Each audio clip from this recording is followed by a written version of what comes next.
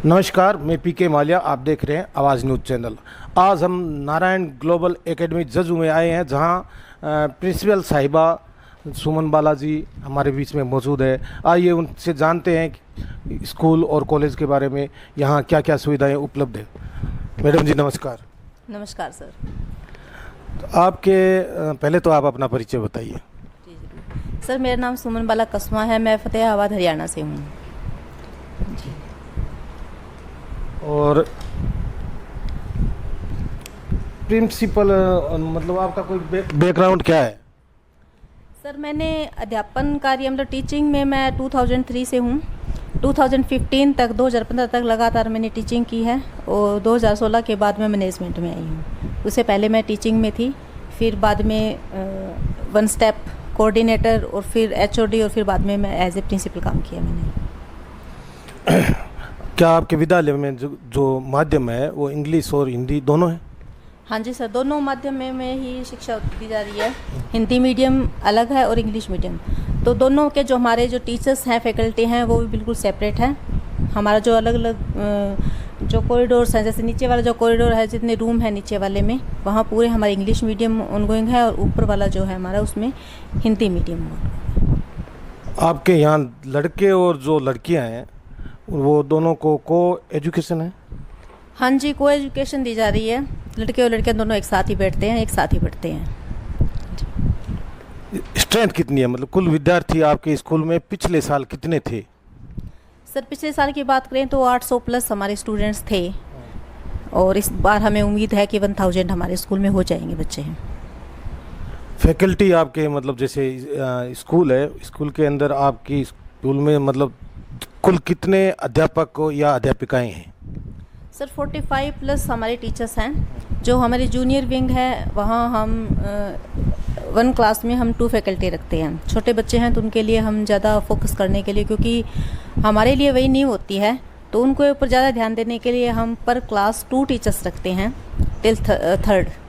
उसके बाद 1 class 1 teacher है। और जो फैकल्टी है वो हमारी मोस्टली बाहर से ही है। हरियाणा या अगर राजस्थान की बात करें तो बहुत दूर से है।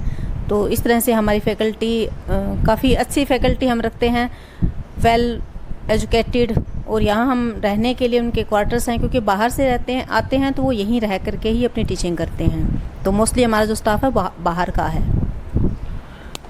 जो आपके विद्यालय के अंदर हॉस्टल है उनके बारे में भी कुछ बताइए, क्या क्या सुविधाएं हैं हॉस्टल के अंदर? हाँ जी सर, हॉस्टल हमारे स्कूल में जो हॉस्टल व्यवस्था है वो पहले लास्ट सेशन तक तो बॉयज़ हॉस्टल ही था। इस बार हम गर्ल्स हॉस्टल भी शुरू करने जा रहे हैं। बॉयज़ हॉस्टल में बच्चों के लिए यहाँ पर घर जैसा है माहौल है। उन्हें 3 टाइम हम अच्छे से खाना देते हैं। उनके देख रेख के लिए अलग वार्डन है। उनका पूरा एक टाइम टेबल बना हुआ है, किस तरह से उनको किस टाइम उठना है, नहाना है, खाना है, पढ़ने बैठना है, खेलना है। एक रूटीन बना हुआ है ताकि वो एक पंक्चुअलिटी बना करके बच्चा स्टडी कर सके। जो बच्चे हॉस्टल में रह रहे हैं उनके लिए हम एक्स्ट्रा क्लासेस भी लगाते हैं। लाइक छुट्टी होने के बाद आधे या 1 घंटे का रेस्ट करने के बाद उनकी एक्स्ट्रा क्लासेस होती है। नाइट में उनकी फिर क्लासेस होती है। जैसे मैंने आपको बताया कि यहाँ पर टीचर्स जो हैं हमारे क्वार्टर्स में ही रहते हैं, तो अगर उन्हें किसी भी स्टूडेंट को कुछ भी क्वेरी होती है, कुछ पूछना होता है, डाउट्स होते हैं, तो वो किसी भी टाइम किसी भी टीचर से ले सकते हैं। तो ये एक अच्छी व्यवस्था है उनके लिए। वाहन सुविधा आपके यहाँ कितनी है और कितने किलोमीटर तक आप पिछले साल लेके आए हैं बच्चों को? सर हमारे पास 15 बसेस हैं। इस बार हम और भी ऐड करने जा रहे हैं अभी। और जो हमारा रन है जो बसेस का, वो हमारा 32 to 35 तक का है। बच्चे मतलब 35 किलोमीटर तक के बच्चे हमारे स्कूल में आ रहे हैं। आने वाले समय में मतलब आप क्षेत्रवासियों के लिए क्या करना चाहेंगे? देखिए सर, जैसे कि पता है अभी जो टाइम चल रहा है वो बहुत ही कॉम्पिटिटिव एग्ज़ाम्स का चल रहा है। तो स्टूडेंट्स को जो बेसिक चीज़ें हैं या बेसिक जो भी स्टडीज़ हैं, जनरल क्लासेस हैं, उनसे वो फाइट नहीं कर पाता। तो उसके लिए उसे बाहर जाना पड़ता है, चाहे उसे एक ग्राम सचिव ही क्यों ना बनना हो, पटवारी की ही एग्ज़ाम क्यों ना देना हो। तो उसके लिए या तो उसे सीकर या बीकानेर या इससे भी आगे कहीं। तो पेरेंट्स के लिए एक बहुत बड़ा बर्डन हो जाता है कि वो एक तो उनको एजुकेशन के लिए उनकी फ़ीस पे करें, प्लस उनका रहने खाने का रखें, सेकंड फिर उनको घर से दूर भी रहना पड़े। तो हमारी स्कूल सोच रही है कि जैसे फाउंडेशन क्लासेस हमने शुरू कर ही रखी है 9 से लेकर के, तो अब हम नीट और जेई के अलावा भी जो और टेस्ट हैं उनको भी स्टूडेंट यहाँ के रहने वाले जो स्टूडेंट हैं वो क्वालिफाई कर सकें।